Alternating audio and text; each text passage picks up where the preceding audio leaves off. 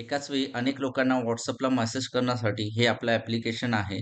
याचा आपण डेमो बघणार आहोत. यासाठी तुम्हाला एक लॉगिन आयडी मिळतो. लॉगिन केल्यानंतर तुम्हाला असा प्रकारचा डॅशबोर्ड मिळतो. डॅशबोर्डमध्ये तुम्हाला बॅलन्स किती आहे आणि कॅम्पेन कोणकोणते आहेत ते दिसतं. ठीक आहे. आता आपण कॅम्पेन कसा रन करायचं ते बघूया. सेंड WAPमध्ये जायचं आहे.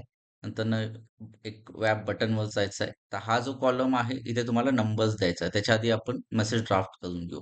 कॅम्पेन नेम हे कॅम्पेन नेम आपल्याला समजण्यासाठी आहे. तर मी त्याला कॅम्पेन नेम देतो.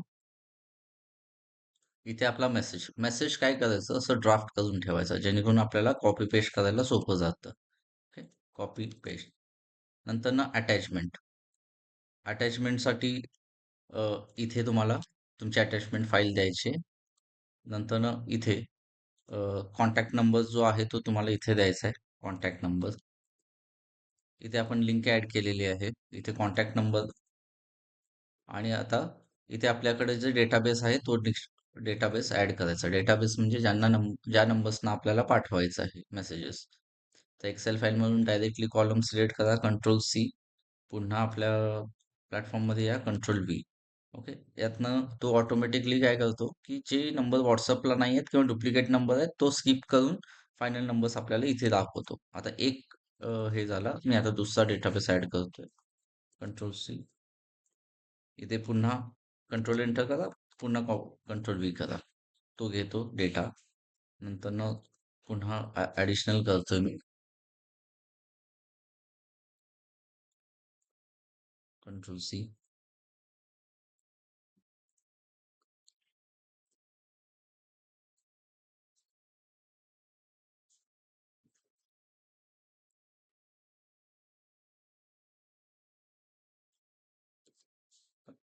साधारण आपण एक 2700 मेसेजेस आपण ऍड केले. कॉन्टॅक्ट नंबर ऍड केलेले आहेत. याच्यामध्ये डुप्लिकेट 56 होते आणि इनव्हॅलिड एक होता. तर तो काढलेला आहे. तो ऑटोमॅटिक रिमूव्ह करतो.